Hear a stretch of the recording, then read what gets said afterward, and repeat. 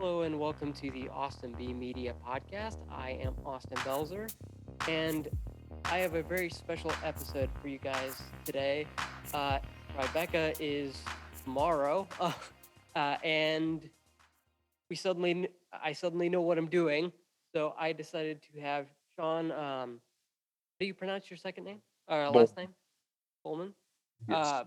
On to preview our top our top 10 for Tribeca and just kind of discuss. Yeah, thanks for having me, Austin. And Disappointment Media, right? Yes, Disappointment Media is my website. Yeah. Okay. And yeah. Uh, so do you, you want to go first, or how do you want to do this? So I can just talk about Tribeca a little bit. This will be my second year covering Tribeca. I covered last year, even though it didn't happen, and it happened. I just covered some of the films that were supposed to be in the selection. So I did get to see some of the films that are playing this year, actually, because they're re-showing a lot of the ones that were selected last year. But I'm excited to cover this year's hybrid festival because I think there are a lot of really awesome looking movies that are going to be playing there. Yeah, for sure. There, I am kind of stunned with some of the emails I've gotten of the what 200 emails Yeah, I've gotten. and a lot of emails, but I've watched 12 movies at this point so far, like in advance, Yeah. and as a whole, the lineup's pretty strong this year. So I'm very happy with the festival, and I'm excited to see some of these bigger films that are going to be playing.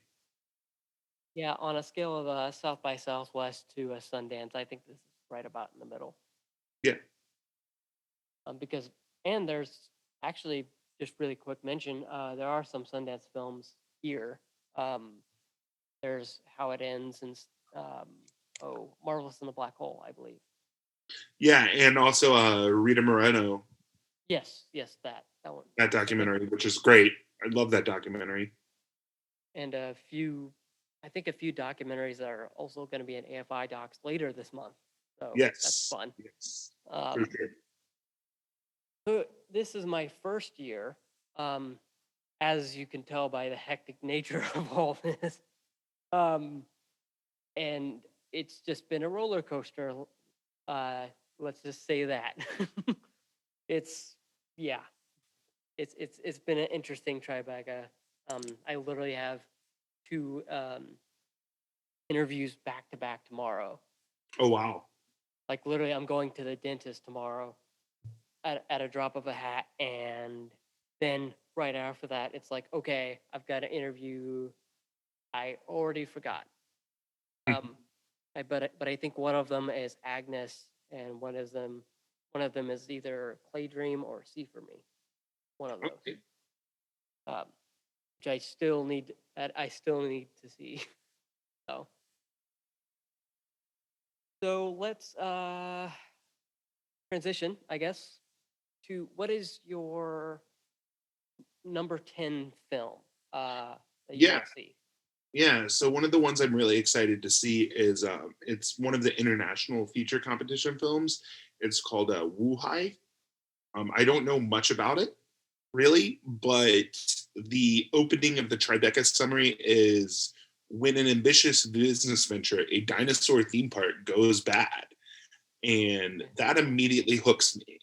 Which Yeah, I know it's going to be a Jurassic Park movie, but when that's the first statement in the synopsis, I'm immediately sold.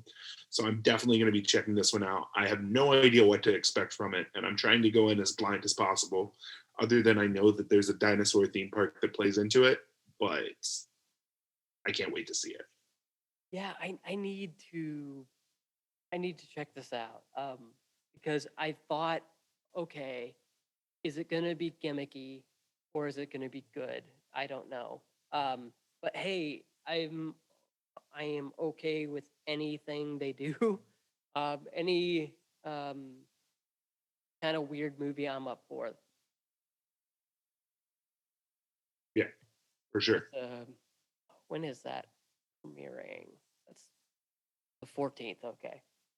That is for the public. One of the mini films available to press on June 14th.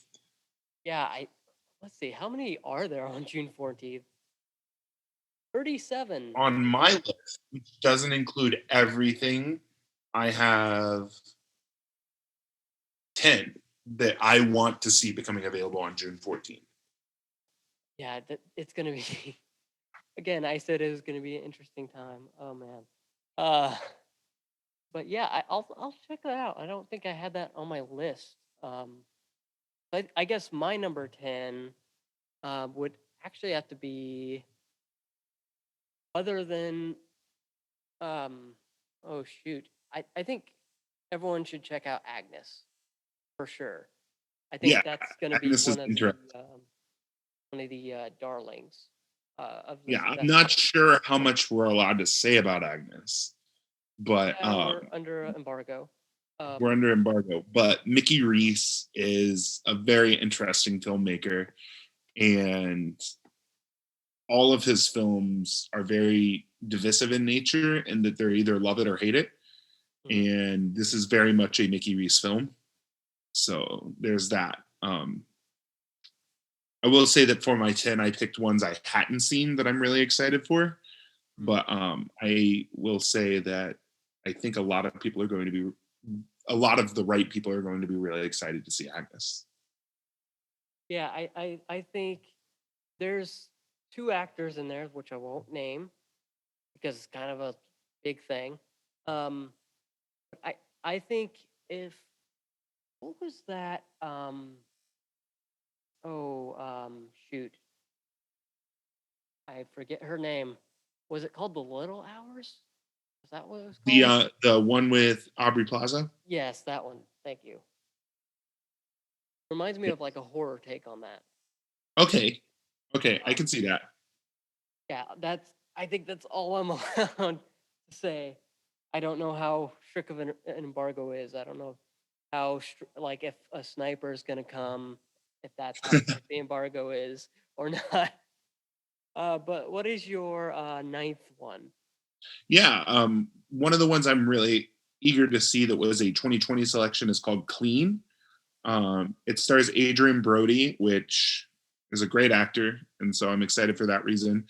But it's directed by Paul, I believe I might be butchering his name, Paul Soleil, Sounds right. Yeah. who made a documentary called Tread a couple years ago about a dude who made like a bulldozer and like used it to do like a terrorist attack. And it was a really insane documentary. I had some issues with it, but it was interesting at least. And so I hope that this narrative film from him will be equally interesting. Yeah, I think it will be too. I was looking at that one and I don't know why I thought of. Yeah, I just like movies from new voices, I guess. Um, well, you said he did a documentary, right, Fred? Yes. Oh, so I'll have to check that one out too because I think I don't know how I'm gonna be able to see that. Are they doing screenings for that? Yeah. Clean is going to be doing a press screening. Okay, because it's yeah, it's hectic, is all I'll say. Um, but I think my ninth one, I think I don't know why, but I've got a strong feeling about Poser. That's it just based off the feature image alone, I think that will be a cool one to see. I think it's gonna be um I I have seen this one and I am under a very strict embargo on this one. So I cannot say is that any. the one where they were like, I don't know if I could say this, where they're like the embargo includes you can't talk about it on Letterboxd either. Yes, that one's the one with a very strict embargo. Okay. Agnes had a looser embargo, but this one's a very strict embargo. Um, so I can't say anything about it really, other than that it is screening. Hold on, let me look up the screening time The 11th at 3. for press, but Oh, for when public it's it screen would be for public. at 8. Yeah, so Or no, I'm sorry, 6. The 11th at 6. it screens Okay. online for the public on June 11th at 6 p.m. Wink, wink. Yeah. Nudge, nudge. Uh, but yeah, I'm always interested in how music uh goes into a movie. Like I think a great example would be the upcoming Sparks Brothers film by Edgar Yeah, Wright. I love Uh, Sparks Brothers. It's a great so documentary. I have a feeling that's going to be this, but much more drama. I haven't seen it yet, and even if I did, I can't tell you what I think of it. But that's my number 9. Yeah. My number 8 most anticipated is The Justice of Bunny King, Ooh. which is another one that I don't know a whole lot about, other than the fact that it has Thomas and McKenzie in it. Oh yeah, yeah, yeah. And obviously, she's a very talented actress. And so I'm excited to see this. Um, yeah, that's about it. The featured image looks funny, endearing. If it's a good dramedy, I'm going to be happy. So, yeah. Yeah, I think let me see, scrolling. Uh, I think my number 8. I don't. I. It's interesting. I don't know much about this. Um, in fact, I think it's coming out on Hulu this month. Um, but it is the movie False Positive, um, with Alana Glazer, Justin Theroux, and Pierce Brosnan. I think that's screening on the 17th. Yeah. No, sorry, the 18th. That one's Yeah. actually much higher up on my list. I'm very excited to see False Positive. Um, but yeah, that I don't have that yet. I Nor do think I. I believe I'll probably get that. Yeah, 18th. Um, but I just love I love the trailer and it hooked me. I don't know Yeah. exactly. People are I billing it as a Rosemary's Baby or something like that. I Think avoided the that's it. trailer on purpose, but it looks like Rosemary's Baby, and I loved um, Alana Glazer's performance in a lot of things. So I'm excited to see the film. I think it looks really solid. Yeah, even if I don't see it here, I think I'm just gonna make every effort because I think it's gonna be I think it's gonna be this year's Palm Springs. Maybe, yeah, I could see that. Like just one of those films that you don't expect to be good, but then it's just like really, really good. Especially considering, has Alana Glazer done a lot of dramatic stuff? No, I don't know if this is straight horror though, or if it's going to be like a horror comedy because like I said, I haven't watched the trailer, but it It seems like horror from okay, what I it's saw of the straight trailer. horror. Yeah, I'm excited for it regardless. I think it looks really strong. So yeah. Yeah. And then did you say your number 7 yet? No, my number 7 is actually two films that are connected. It is Within Volume 1 and 2, Oh, okay, uh, yeah, yeah, yeah. which are the anthology films made by a bunch of different filmmakers during the pandemic. Mhm. And I mean, in South by Southwest, I made a purpose of not doing a lot of like COVID movies, Mhm. but I just can't avoid this because some of the directors that are involved and some of the actors that are involved are just so good because it's got Bart Freundlich, who is Julianne Moore's husband, Yep. and Julianne Moore is going to be in that part of the anthology film. And I feel like I really need to see this, both of them. I think it also has a film by Bill Camp in one of them, whose Yeah, character, or something great like that. character Yeah. actor. Yeah, so I'm really excited to see this. And I think it has Josie Perez in one of them. Yes, yes. I don't know why I just remember that even like I've been looking for that name in my head for days.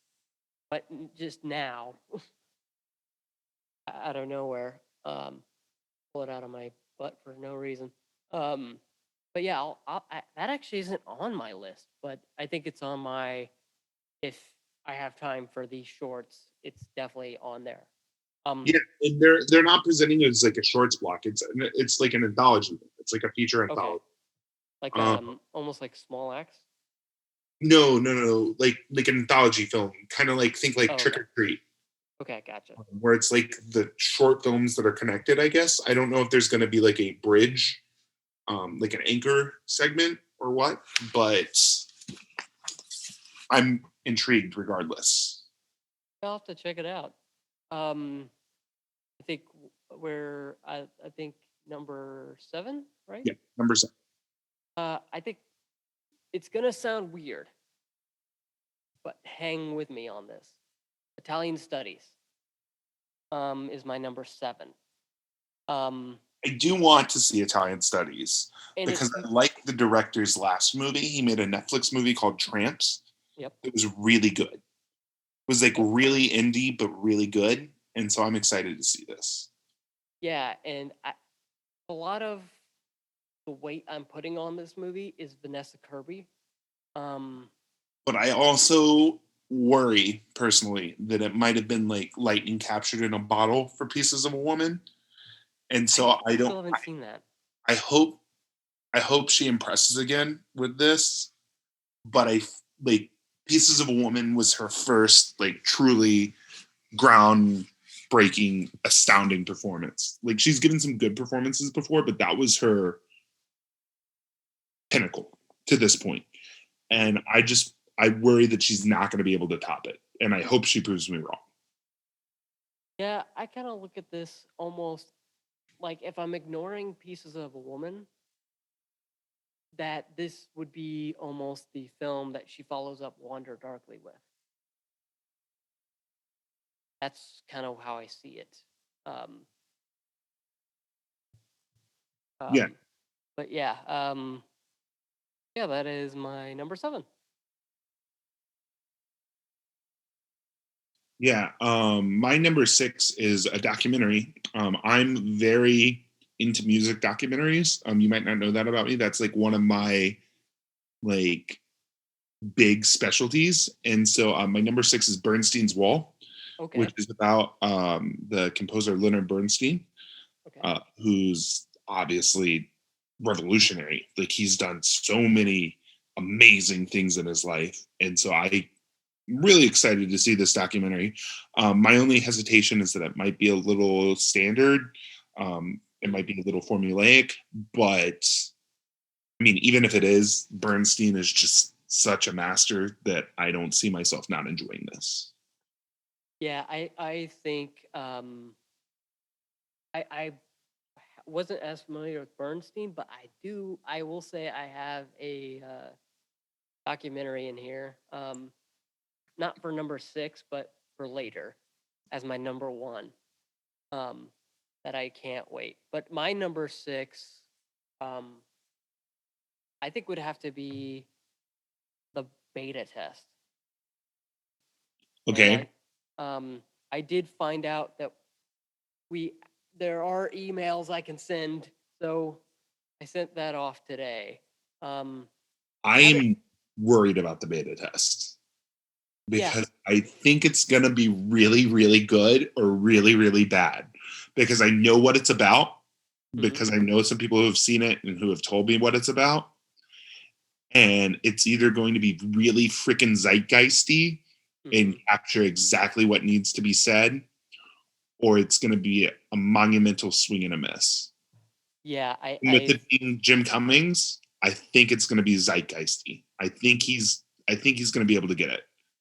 And so I'm excited but hesitant. Yeah, for sure. I could definitely see that because he does tend like if I ever see him on Twitter, he's always like, "Here's this spur of the moment thing, and let's forget it in 2 years or 2 months." I mean, like I think he made a video on like why I love Letterboxd and all that stuff, and Yeah. I don't know. This is definitely his most serious film yet. Mhm. I haven't seen Thunder Road, but I hear it's a comedy. Yeah, Um, and then Wolf of Snow Hollow is kind of goofy, great. yeah. Like I love Wolf of Snow Hollow, but it's kind of like a campy approach to serious themes. And this is his first time doing like a serious approach to serious themes, Mhm. and so I'm intrigued, but again, a little worried. Yeah, for sure. I mean, I could definitely. I was hesitant to put it on the list, but then I saw we have emails for the press people, so I'm like, okay, I can actually put it on the list now, instead of like number 500 or so. Yeah, but I think my number five is one that's probably on your list based on what you were saying. Um, it's another music documentary Okay, based on a brilliant band named Aha, and it is still the, my number five. The movie. That is my number five. Okay, so Uh, yeah, this is, I guess, both are number five, um, because just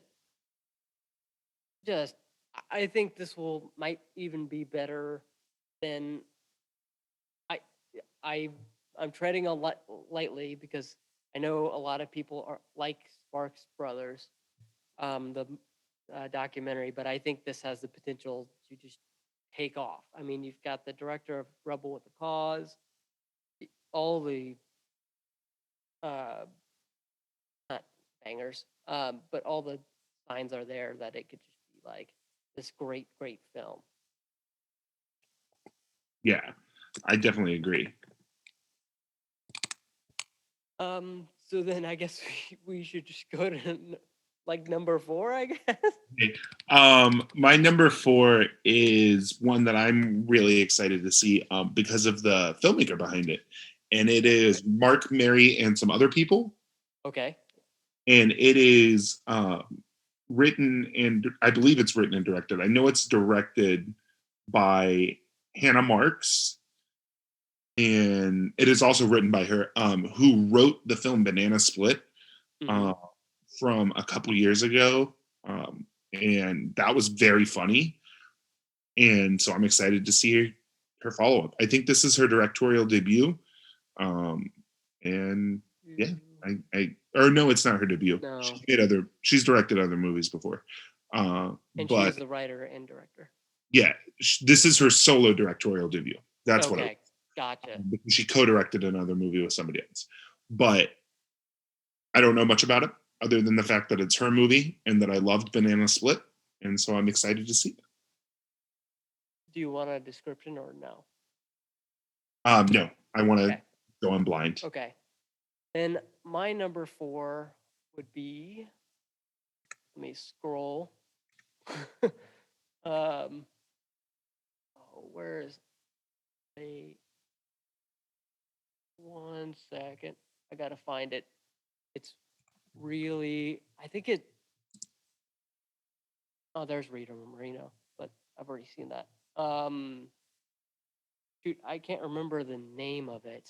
Um, shoot. Um, one second. My bad. I think it was like All My Friends Hate Me or something like that. Yes, that's like a horror movie, like Yes, horror yes, yes. comedy. Yeah. That's another one I don't know much about, but it sounds very interesting. And I think the press screening is on a day that's not that packed, so I'm definitely going to try to fit it in because I don't Let see me myself check. not enjoy. I mean, there are some bad horror comedies, but usually you can sniff those out easily, and this doesn't seem like a bad horror comedy, and so I'm excited for it. And midnight movies at film festivals are fun, even if they're bad. They're fun because I did South by Southwest a couple years ago in person, 2019, Mm-hmm. and there was this movie I saw that was absolutely horrible. It was god awful. But Robert Patrick, who was in Terminator 2, Mm-hmm. he was the villain in Terminator 2. He did a Q&A afterwards with the director of the film and the lead actress, and somebody was asking him a question about his character in the movie, and Robert Patrick basically admitted to the fact that the character made no sense, that the movie made no sense, and that he did it for a paycheck, but he had fun doing it because he made money. And I was just dying laughing at that. And that was a midnight movie. So midnight movies are fun, even if they're bad at festivals. Yeah. And so, best case, I find a great horror comedy. Worst case, I get the chance to see a cool midnight movie that I wouldn't have gotten to see everywhere. Yeah, for sure. I think, let's see, I think mine next one would have to be either, it's a tie for me. So it's a tie between Dating in New York and 7 Days. Okay, Um, I've seen one of those two, which is 7 Days, and okay. I actually got approval to talk about this one in Okay. advance, uh, in advance of the embargo. I think it's brilliant. I think it's hilarious. It's a great film, and I can't wait for people to see it. And for those who don't know, it's Geraldine. Viswanathan Yeah, thank and you. Karen Tony. Um, um, and I'll and follow anything Geraldine does. She's yeah, their fantastic. chemistry together is phenomenal. It's Good to know. it's a great romantic comedy. I really enjoy it. And I guess 7 Days and Dating in New York would kind of make a good pairing, actually. I think about it because they're both about dating um, and chemistry. And I talked to the guy um, with Dating in New York, so I think I actually might pair those up together. Um, but this guy from let's see, the guy who wrote it, I think, was on the Tonight Show or Daily Show. Yeah, Yeah, so he's like a late night guy. I remember that. um, so I'm interested to see what that's about. And then I don't know, can we talk about our next one that I think is going to be our Well, my next number one? three is actually something I haven't seen. I like I said, I haven't seen any of my top three. Um, Yeah. I picked a list of 10 that I hadn't seen that I was excited to see, Mhm. because I didn't want to run into like embargo issues. Okay. Yeah. But my number three, going back to the idea of midnight movies, is Ultrasound, Okay. which Yeah. is like a sci-fi midnight. It looks crazy and weird, and again, like with midnight movies, I like to go in stupidly blind, just knowing the genre, even sometimes Yeah. the actors, and the directors, and just know it's going to be insane. And so I just really hope that that's my dose of midnight movie insanity, because of the three that are playing in the midnight section, like officially in the midnight section. There are a lot of midnight movies in the other, like online portion, Hmm. but in terms of the official midnight movie selection, Ultrasound is the one that excites me the most. What was your number three? I think my number three has to be Blind Spotting. I've seen it, and the Oh yeah, the embargo's out. embargo's listed on that. The embargo lifted. Um, I've just been super busy answering emails, so Yeah, the um, embargo lifted on that one on June 7th, and it's a really good show. I think, I don't know, a lot of things that try to take a side character and turn them into the protagonist mhm. don't always work. But here, that spinoff flowed surprisingly well. They Yeah. doubled down on the relatability of the characters. It's just really cool. And it's interesting how they expand the world, Hmm. and how the rapping sections of blind spotting turn into full on poetry here with like visuals. Hmm. They're doing they're basically getting a bigger budget and doing even more with it. And I just I love the show. It's a great show. Yeah, the best way I could describe it is if you just took the skeleton, like of everything that was good about Blind Spotting, and put it into an 8-hour TV show. Yeah. And because I I mean think the it's only sides, go ahead. 4 hours though, because it's 30-minute episodes, 8 Oh, episodes. okay, yeah, yeah. Yeah, and at Tribeca, they're only showing the first two, I believe. Oh, But they're only it showing the premieres first on two. Stars this Sunday night, Sunday, June 13th. So Okay. people will get to check it out soon. Yeah, but it's great. I don't think the first two episodes are enough to sell people. I maybe think four, but it is what it is. But I just, man, that it's so cool, especially when you get further into the season. Um, so Yeah. yeah, that I mean, where I got to see, how many did you watch? Six? I watched six. Yeah. So I also watched six, and I think about there is where it really starts to not pick up, but just really get really dramatic and has a lot of heft. I was pretty sold from episode one personally. I mean, I'm a huge fan of the movie though, so I don't know how much of a fan of the movie you are, I but am. Oh, go ahead. I really love this show. Yeah, I love the show. I just think there are some things where my brain was running about, like, how does this connect to this? How does this connect to this? And I think for people who are only watching two episodes, that might there's a thing I don't want to spoil that connects to the film that I think people would want to see in order to sell them on the show. Yeah, fair. But yeah, I just love those dance sequences. At first, I was like Great. having questions about it, but I'm like, okay, I get it now. So my number two is going to be a very obscure number two. It's probably not something you were expecting, or even maybe not even know. It's called The Ballad of a White Cow. Okay, I've It's heard an of it. Iranian film, and I tend to love Iranian films, um, just because they're very daring, typically. And I'm excited to see this one. I heard about it back at Berlin, and I've wanted to see it since, and now I'm going to have the opportunity to see it, and it looks great. You are right. That was not on my radar at all. I got an email about it, and I was like, meh. I'll probably see it when it hits PNI, or the press screening rather. Yeah, it's about capital punishment, and there was another film this year that came out that's also about capital punishment called There Is No Evil, and that one Yes, is brilliant as well. And so I'm excited to see this one. I meant to catch that at AFI Fest last year, and I just missed out on it.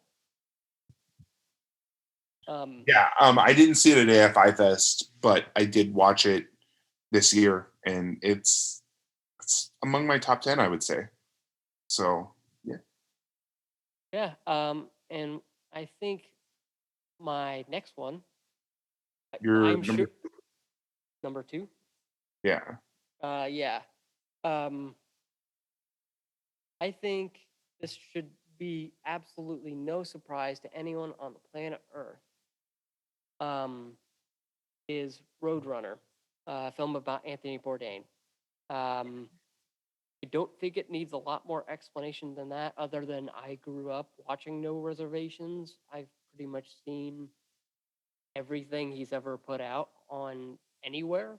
Um, so this, and especially being directed by Morgan Neville, who did "Won't You Be My Neighbor," which is a film I just sobbed through. Um, and I just think it's going to be a home run for me on that Yeah, one. I'm excited for it because of Morgan Neville.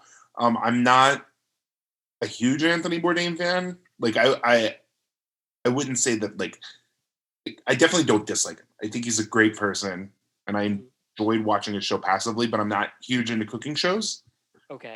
so I'm definitely excited to see it because I know of the love for Bourdain, and I know that Morgan Neville's going to do a great job with the documentary. But it didn't get my top spot because I'm just not as big of a fan. I'm Okay. not like a diehard fan.